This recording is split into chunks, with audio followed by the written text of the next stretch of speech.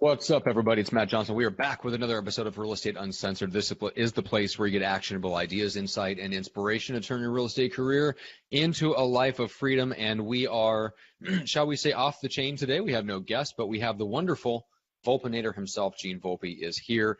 And so we're going to have a great time. We're talking about what is going on in each of our businesses and all the I don't know about craziness necessarily, but the ups and downs of owning businesses and what we're each doing, the stages that we're at, fun stuff like that. We'll probably take some questions. We'll take some objections and things like that from the lead gen scripts and objections groups. We got a bunch of stuff to get into as always. First of all, the junior grandmaster himself is in the co-pilot seat where he so belongs. Yes. Dressed up as always for you, Hey, Greg McDaniel. at least this has a semi-collar, man. I thought you'd be the least happy with that. I almost wouldn't put a T-shirt on.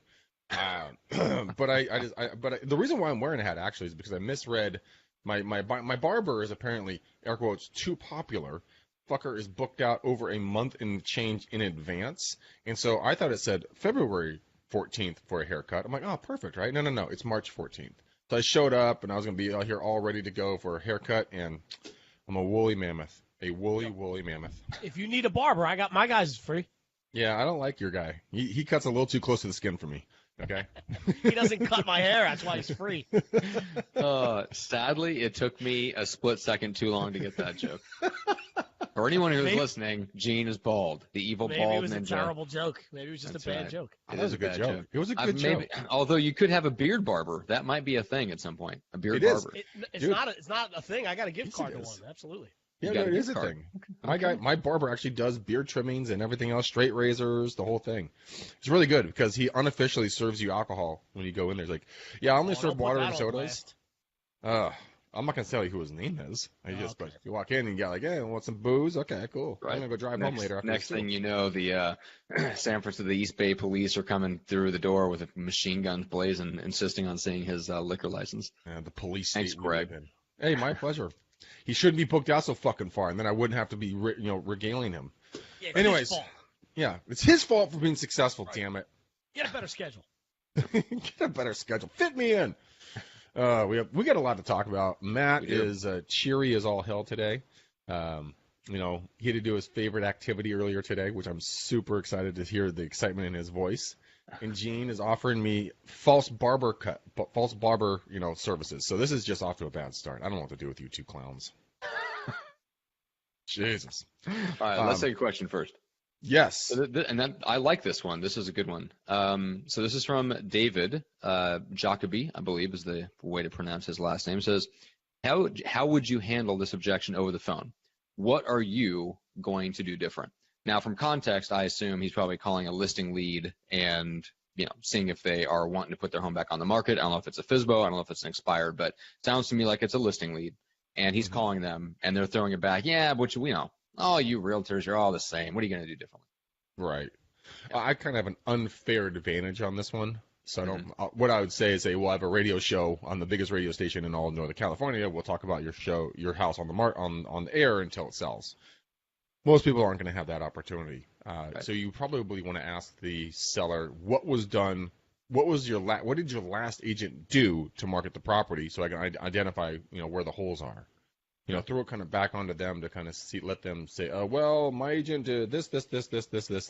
Or my agent came out with his iPhone 2 and took photos, in black and white and posted them on the intranet and on the MLS, cockeyed and out of focus. Okay, well, I found the problem.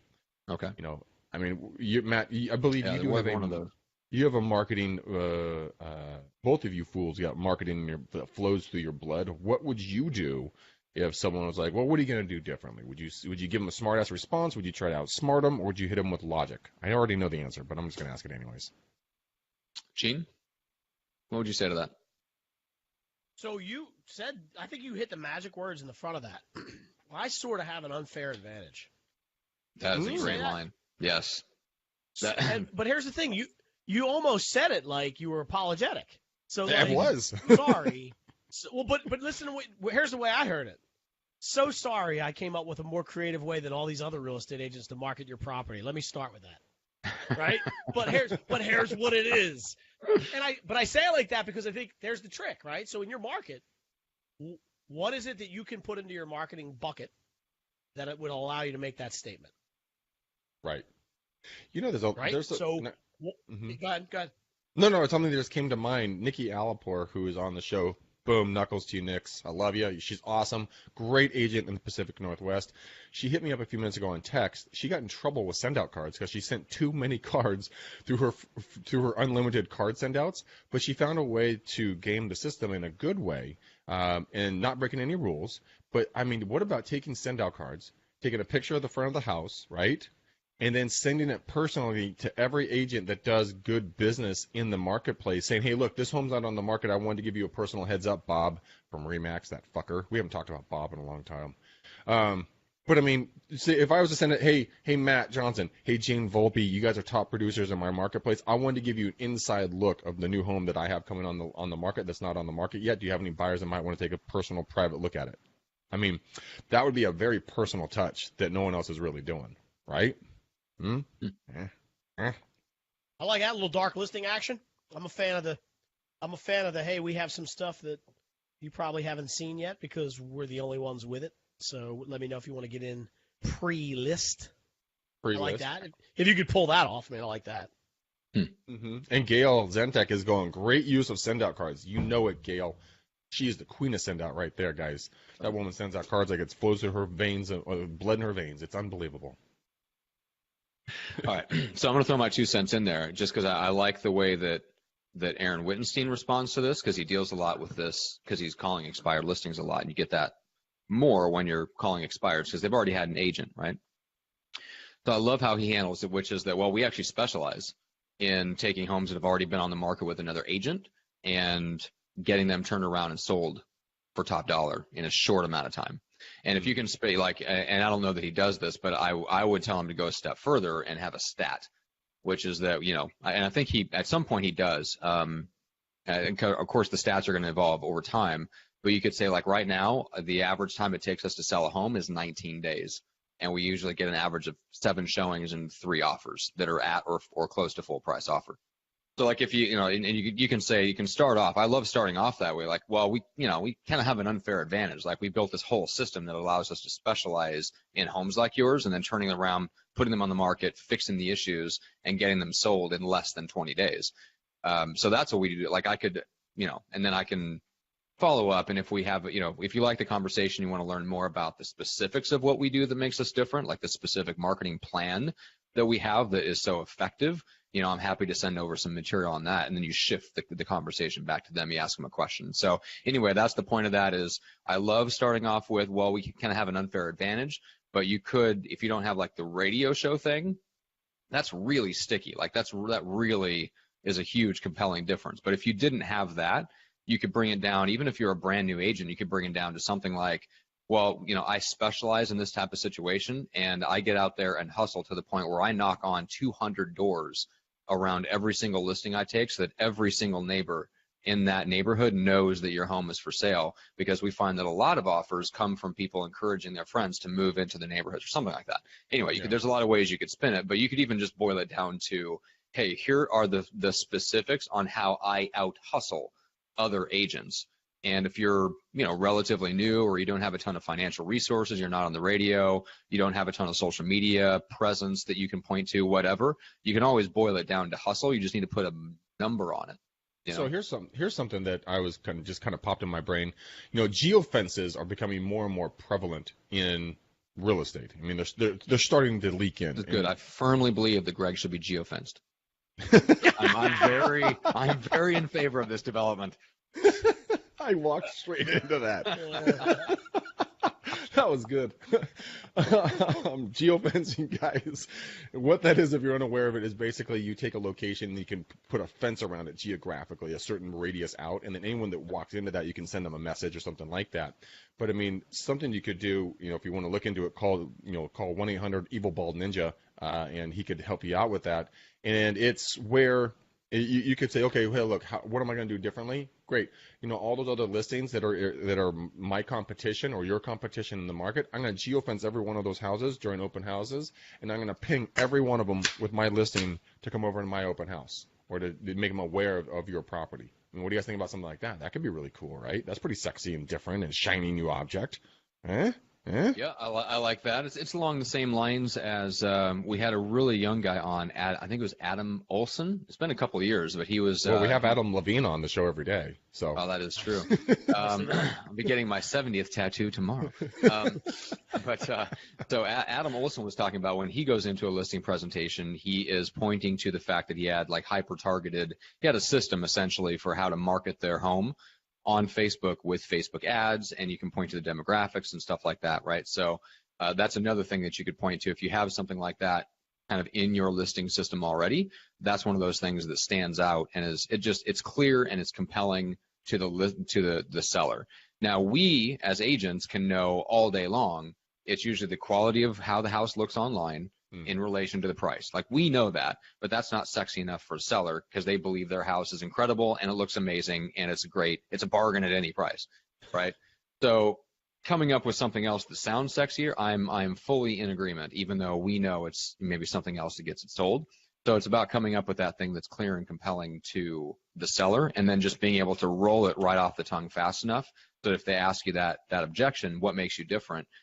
Like, well, we kind of have an unfair advantage. Here it is. And I can go into more detail if you want, or I can send you some more information on it. But like once you get done with that, then you turn it back to another question. Anyway. Yeah. I mean, testimonials are always going to be king. So maybe if you could collect testimonials and be like, and ask your now clients, right? Your sellers, say, hey, look, is there an opportunity you guys can give me a testimonial at the end of this, specifically speaking about how I was different than the other agents in the marketplace? You can, and this isn't an immediate thing, but this will build over time.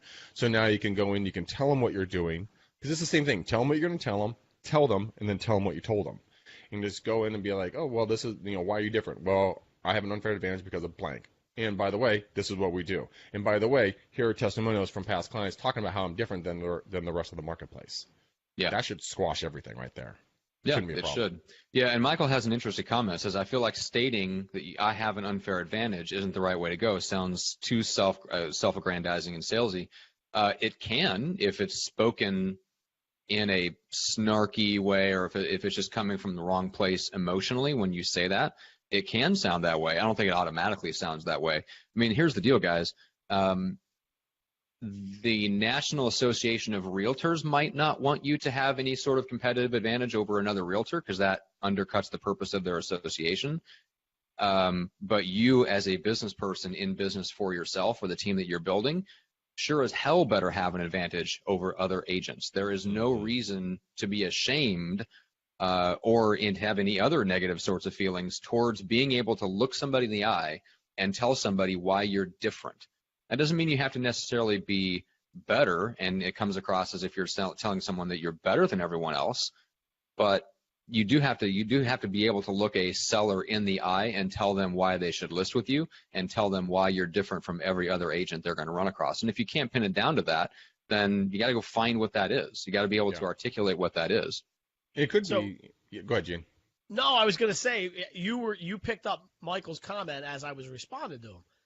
And I said to him, look, I hear that concern with you being arrogant, but I feel like just with everything else you do, if you deliver it humbly and it comes off the right way, it becomes powerful. So, like, I teach my girls all the time.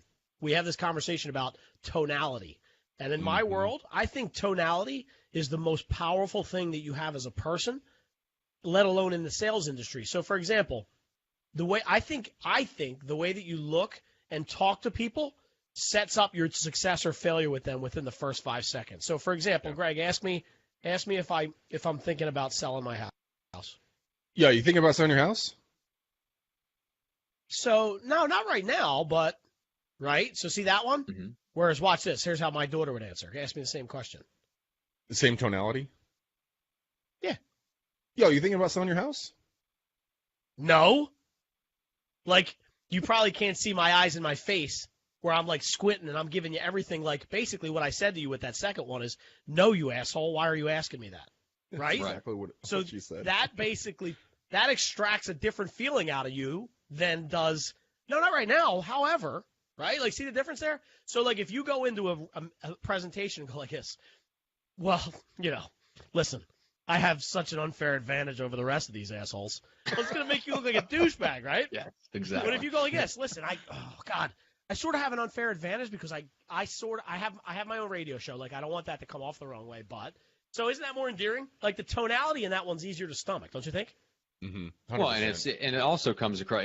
You can also tie it back to I have an unfair advantage because of this thing that I've built, not because I'm intrinsically awesome, right? No. And unfortunately, that's what most agents go in with, is that I'm intrinsically awesome. I'm chock full and my cup runneth over with integrity, commitment, and hard work, right? I'm intrinsically awesome, right? I would never go in if I was presenting myself as a listing agent, I wouldn't go in as I'm awesome. I would go in with, I've built a really phenomenal system that's been battle tested a lot, and we kept on tweaking it until we found something that works and is really effective.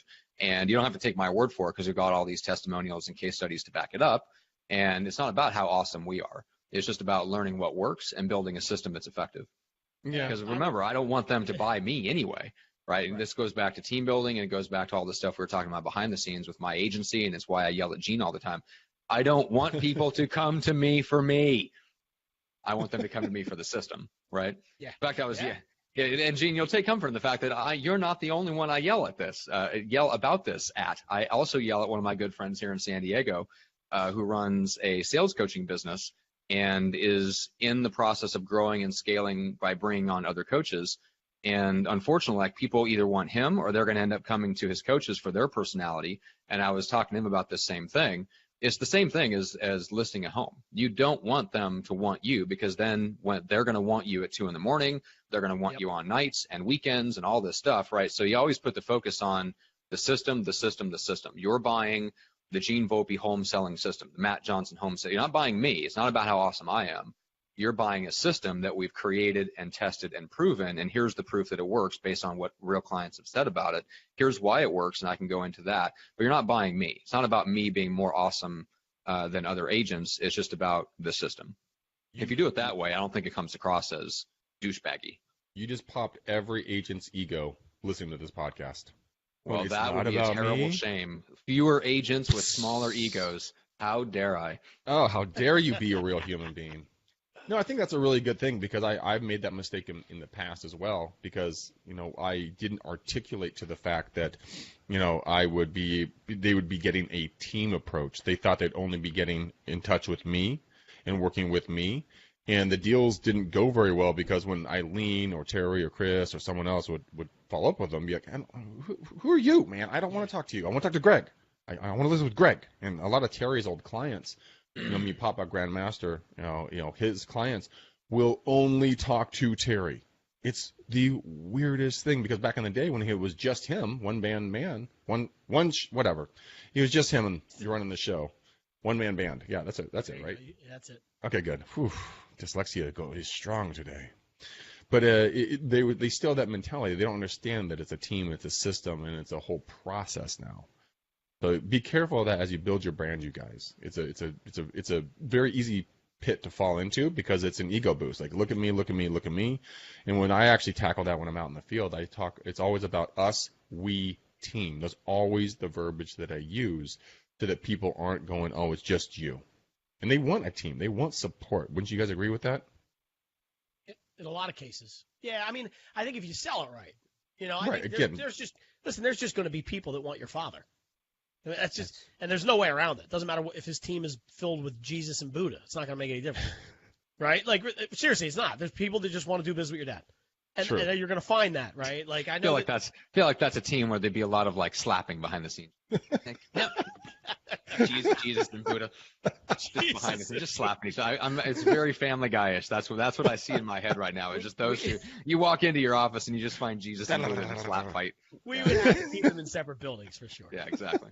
But you're right. But again, if you sell the system and the process up front, and especially if you're a product of the system and you've had it work for yourself, it's easier. It's a lot easier than if you can't speak to it. It's success. The data and analytics that you were talking about earlier, Matt, comes into play there too. If you have some of that, maybe you get to a point where you're like, look, 98% of the transactions that I don't spearhead get $72,000 more, at closing. So you don't even want me. My name just happens to be at the top of that process. I hired all the people in place to make sure they take care of you. So after this is over, I came here to kiss the babies, make you feel good, and let you know that everything's spot on and we're going to get this thing done in 30 days. However, you're going to be talking to Tina. Right. I do that all the time. I tell people all the time. I'm like, look, you're going to be having the majority of your conversations are going to be with Eileen. She's our team manager. She works for us, but we work for her, but we pay her. Because she tells us where to go, what to do, and what to bring. And so that's who your main point of contact is. As soon as I make that clear with people and I take myself out of it, people love it. They're like, oh, okay. They know the expectations. They know the next steps. Speaking of systems, by the way, Matt, I'm assuming that you will be a very happy man because Matt has browbeat me for the last 4 years about my team and the way it's set up. Is that it's like there's no systems per se in place. Well, good sir, I've been starting to use systems and they do work. You have been right. I fucking hate that fact. Whoa. Thank God this is being recorded. I know. But I do it. So check it out, right? So my online leads are coming in to my KV Core, and they're being put into the buyer or the seller follow-ups, obviously mostly buyers. And I talked to this lady yesterday, and she hit me up, and very nice lady from England, and she's like, hey, Greg, when can we talk? I'm like, oh, sweet. Like, let's talk right now. We talked for about 20 minutes, and she's like, I'm like, well, what made you call me? She's like, well, your, air quotes, persistence. I'm a part of a lot of systems, and you're the only one that's this persistent. And I'm going, should I tell her it was a program? Nah. I'm going to keep that to myself. But here's the kicker. She's a senior VP at a credit union. So she's got, agents coming out of her ears, right? But she still picked up the phone and called me because I was persistent, air quotes, in my follow-up. And I found that very interesting that a lot of us, and there's tons of like texts and emails and calls, out to her. Like there's probably 15 of them. And it was just amazing. I'm like, well, God, these people must think that I just suck by reaching out to them so much. Total polar opposite. It's unbelievable. So, yes, the second time in one recording, Matt, you were right. Systems are good. I didn't break out in hives, and I'm still okay. And I plan on using it more. Yeah. Well, good. Although I will point out that I'm talking about like operations systems a lot too. Just give me a win, man. Well, of course, I'm just pointing out that it was a system that somebody else built that you didn't have to do anything. Yeah, of course you love that system. You think I'm going to build a system? It's not that you think I'm right. It's just that somebody built a system for you and plugged your leads into it, and you're like, oh, great. Somebody else is doing work. I appreciate that. Man, why do you got to belittle me in public? That's not belittling. That's just especially after he just gave you 3 compliments. I know. Yeah. Jerk face. I don't feel like they're real. I don't think they're real. Oh, God. You know what? You know what I'm going to do to you, Johnson? That's right. Good night. All right, shit. There you go. Oh, my God. Okay. Killed him. That was me last week. Let me throw out another objection for you guys. This is an interesting one. This is from Matthew Berry. He says, please handle this objection situation. The prospect says, well, yeah, we'd buy, but we don't want to meet with you. We're fine just looking online and going to open houses. We'll buy when we find the house you like. So just send us an email if you have anything interesting. So buyer prospect, trying to get them nailed down to where they'll actually get together with you. They don't want to meet unless you send them a house that they are interested in. Then maybe they'll meet with you. What say you, Gregory? Sweet. Go with Christ, my child. I don't have to do no fucking work, and I just make the money. Go find your house, my child. Go find my house. That happened for me. My last deal I just closed last week down in Patterson. It was called. It was a referral. The lender's like, yeah, they like these houses, and the buyer calls me up. We talk. He's like, I like these 2 houses. Which one can we make an offer on? I said both. So we made an offer on both houses. We got one, didn't get the other. We got the deal done. I'm like, this is the easiest buyer ever. So yes, go look at houses, my little children. Run away, scamper, and then come back to me with what you find, and we will write it up. I have another client right now. They're going to go look at a house on Sunday up in Fairfield, which is north of me by about an hour and change, give or take. Never met them, but they're like, hey man, you've been following up with us. This is great. Go ahead and they said I said, if you like it, do you want to make an offer? They said, yeah, we'll get back with you on Monday. I'm like, okay. So yeah, it doesn't really matter. I don't care. Okay. Oh my God. All right, go with God, my child. Go with God, my child. No. Oh my God. Gene, what would you do? How would you advise? You're going to ask me this. Yeah. Of course I'm going to ask you. You're going to regret the answer. All right, what do you got? I think this actually may be the second time I use this on this show. Oh boy. Yeah, no. Listen, you can get a good look at a T-bone by sticking your head up a bull's ass. But wouldn't you rather take the butcher's word for it? Remember that? Yeah, Tommy Boy. Tommy Boy, gotta love it. But that's a great one, because if you think about it, that's what you're doing. You're like, all right, I'm gonna go through all the trouble and the extra work to figure out where I want to live when I can just make this real estate agent do it. Mm. That's what I would do. If you really wanted to be the guy to show the houses, what's the point of paying a commission? What's the point? I mean, not that the buyer is, but what's the point of going through the process if you don't have the right representation and the right leadership and the right knowledge? Then I'm your guy. Can we edit this later, Matt, and just cut Gene out on that little segment? Just cut that out? No. That's the best part of the whole podcast. What are you talking about? Right. Exactly. I don't have the energy. I don't have the energy for that. That sounds like a lot of work. Don't put that on me. So Blake has a question here. He says, both houses, whether both sellers accept the first offer. Well, in California, you have to countersign for acceptance. So okay. if we're just like, you know what, we actually put a couple of offers out. We didn't go with you guys, but thank you for agreeing with us. You know, we could get out of it really easily. A lot of people ask me that. And is it the best practice? No, but if your client wants both houses and he's in a time crunch because my guy had to move sooner than later, yeah, we threw two offers out there. And I knew, in our case, actually, I knew it was a safe play because in one of the offers, it was listed, and we went in like $75,000 under the list price. And I'm like, you're not going to get that, right? And then the other one, we came in at full list. So I'm like, it's like, oh, okay, well, that's a totally safe play. Has to do with pricing and terms as well. So if you want to undercut everybody, yeah, throw a ton of offers out there. You might get 1 out of 10. Depends on where the seller's position is. So anyways, that was answering that. Okay. Interesting. All right, here's another one related to buyers that you might have encountered. So the objection is, well, this house checks all of our boxes and we love every inch of it, but we want to see what else might come up soon. Are you mentally slow? You said you liked it. Let's buy the damn thing. Obviously I joke around, but I mean, yes. So. That's what I was going to say. That's how Greg would talk to me if he were helping me buy a house. I would. Not, yeah. I totally would. Are you slow? Like, what's going on here? Did something happen? Did somebody hit you on the head yesterday? Did you eat paint chips as a child? Mm-hmm. I mean, what's your problem? Yeah. I would say, so my question back to them would be, okay, so what you're telling me, help me if I'm understanding you correctly on that, and I may be wrong, but it hits A, B, C, D, and E, all the things you said were your top priorities. Is that correct? Yes, these are all the things that we said that you wanted. Okay, great. And you're in the neighborhood that you said that you wanted. Yes, that's correct. So how would you feel if you didn't write an offer on this home, you missed out on it, and nothing else in the time frame that we're looking at to buy a home for you, it came up that is even close to this? Or what if you were forced to buy a property that was subpar to this one because you wanted to see what was on the market? How would that affect your life?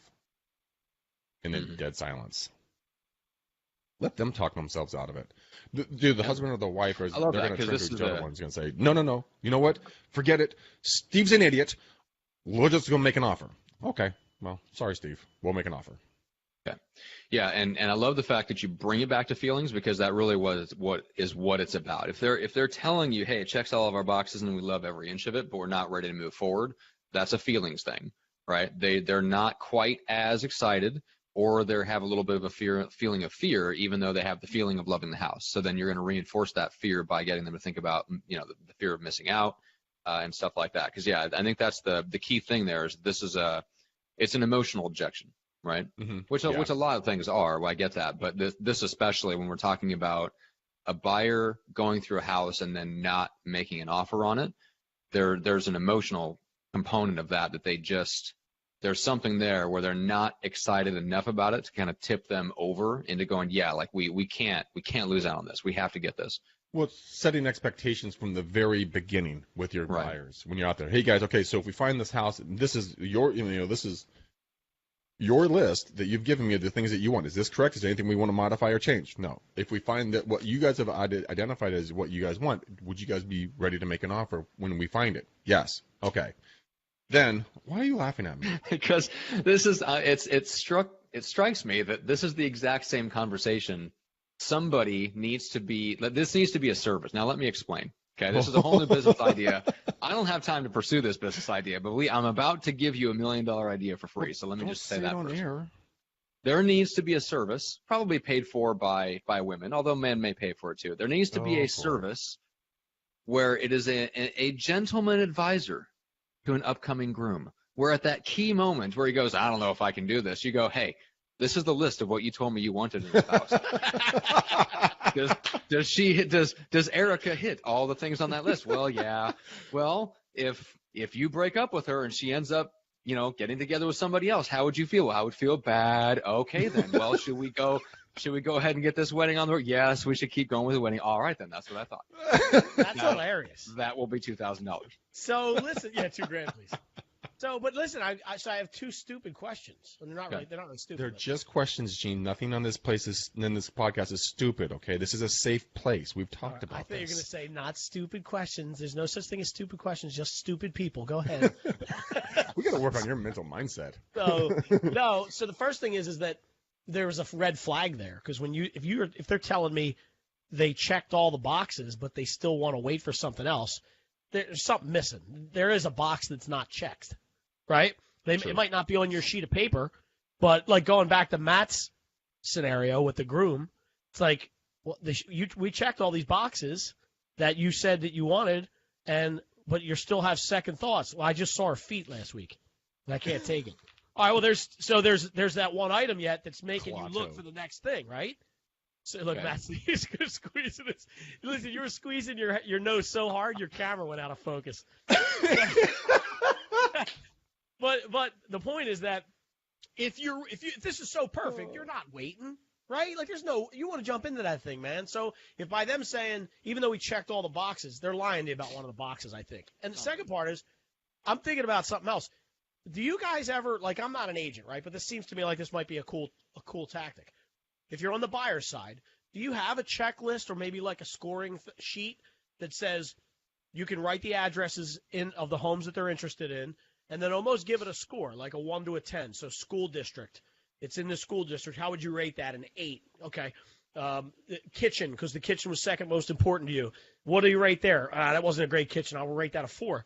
And then at the end of looking at the house, you come up with a range of like, a 75 out of 100. When you go back and look at those houses, you can look at them analytically and say, based off of the feedback we had, you looked at these 5 properties. This one scored a 98. Like, this isn't going to come around because all the rest of them are exactly what one of our previous guests had in mind with his app called HomeBuzz. Remember? Do you remember, Greg? Mm-hmm. Christian Peter and his partner. His partner's name is, I think it's Todd. But yeah, so that is a rating system for showings, right? So as an agent, you can go in and rate homes, and then when you take a buyer through, you can also, like, the buyer can rate the homes for themselves. So yeah, and you can see what other people rated it too, right? So yeah, absolutely. I love that idea, and now it's like apps have made that a lot easier. I think that'd be great. I mean, just to bring it back to like, hey, like this house is the highest rated one by your own measuring stick versus everything else that we've seen. Given the fact that there's not a lot of inventory out there, are you willing to take the chance that a 90 or higher is going to come along in the next 3 weeks when you guys need to pull the trigger on something?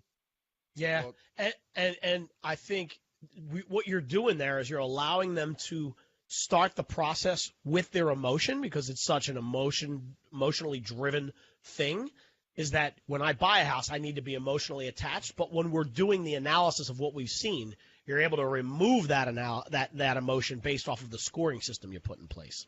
Mm-hmm. So like we're sitting here today, and you gave me the emotion on day one when we talked. Well, I know how important it is to have a great kitchen. Here's why, right? I got it. Mm-hmm. Now in this particular case, you told me this kitchen was a 14 out of a 10. So let's really talk about that. How happy would you be at living in this house?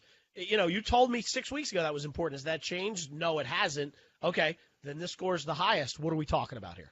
Yeah. Veronica Jones has a great thing. She's like, Tinder for real estate, swipe right. That would be a great way to collect things. I go a little bit more old school. Is I talk to my folks as I walk through the property. Tell me what you guys feel. Do you guys like it? Is the house talking to you? Houses select people. People don't select houses, because when you walk into the right one, you'll know it.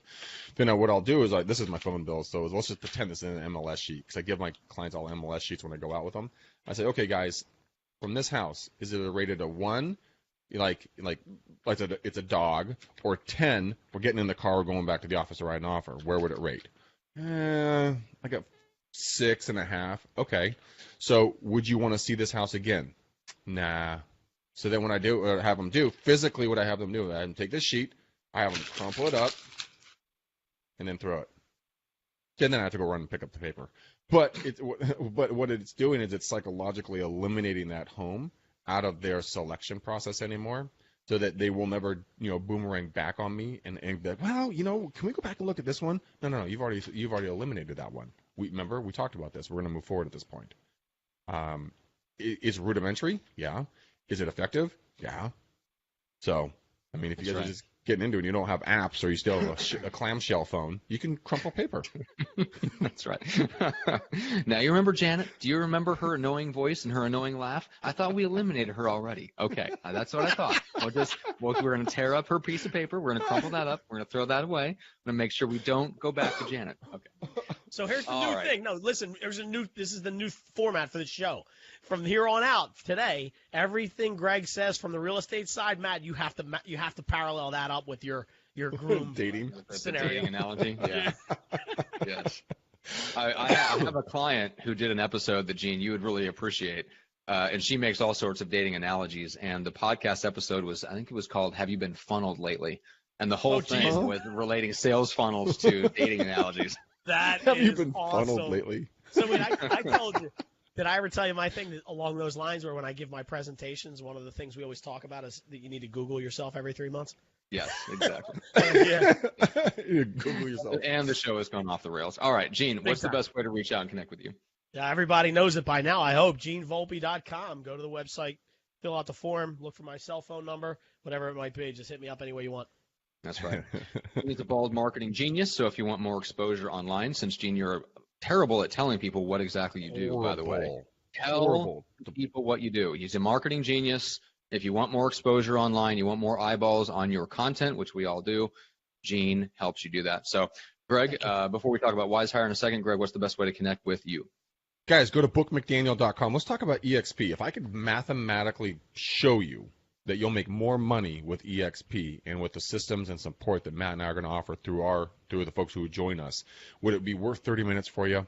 I'm serious. I have a spreadsheet. I can show you exactly how you'll make more money at the end of the day with us, and you get to hang out with Matt on Saturdays. He loves Saturday outings.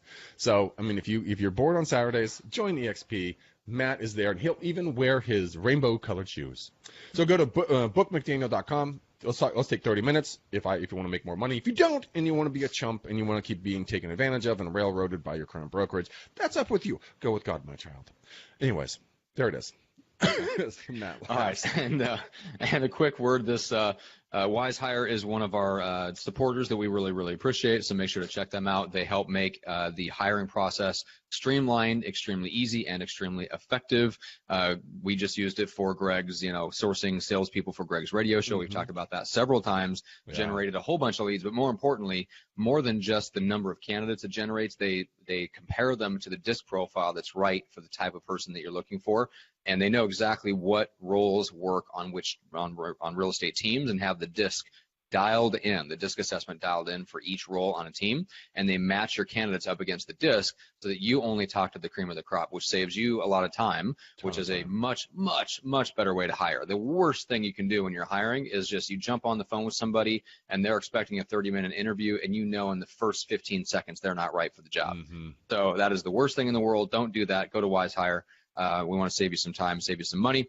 So go do that. And then the most expensive thing in the world is hiring the wrong person, which is, what I experienced. Yeah. Didn't you have to do some sort of action today, Matthew? I did. So I let somebody go today. I gave them the option of doing, essentially being demoted and doing some things, and they were not a fan of that. So parted ways. Parted ways as friends. Go with God, my child. That's going to be our new hashtag. Yes, that's right. Keep off. What is that? The keep off of the grass? Yeah. Dude, so speaking of Wise Hire, dude, I hit up Corey, my contact over there yesterday. I'm like, hey, Corey, we're not getting the ad counts that I'm used to. Do you think we can re-up the ad, put it at the top of the boards again? I'm serious, dude. Like 30 seconds later, bam, she hits me back. Already done, Greg. Thanks for letting us know. I'm like, I love you. All right, awesome. Now for pick the a show, color, make sure to rate and review us. We're gonna go with a nice. We did Facebook Blue last time, so we got to go way off the beaten path this time. How about nipple We're tan? gonna go with Candy Apple Red. I don't know, not nipple tan, for God's sake. Candy Apple I Red. thought you were gonna That's the completely color of the bow overshadow we're gonna that. put up on this episode. Make sure to rate and review us for the love of God. Lie through your teeth. Give us a 5-star rating and review. Make sure to give Gene and any other guests that you like. Make sure to give them a shout out in the review so that you thank them for their time and contribution. And with that, I will turn it back over. Good Lord, back over to the Junior Grandmaster to close us out. Oh, firing people just gets your tongue. Just takes it right out of you, doesn't That's it? right. All right, that increased the size of your coal heart, didn't it? You're like, you're fired. Boop, it grew a little bit. Mhm. Anyways, guys, we I love don't you think to it works pieces. that way. I don't think it works that way. Another piece of coal another layer of coal gets added on to my coal heart. I have way too much fun with this. Anyways, guys, we love you to pieces. Thank you, Gene. You're a legend. Matt, Thank you, you're guys. awesome, a human being. You guys, thank you for watching, listening. Share this thing like a virus. Let everyone know what we're doing out there so that we can affect more people with awesomeness and more knowledge so they can go out there and just be cool in real estate. Anyways, you guys have a great day. Until next time, peace out, ninjas! We're gone.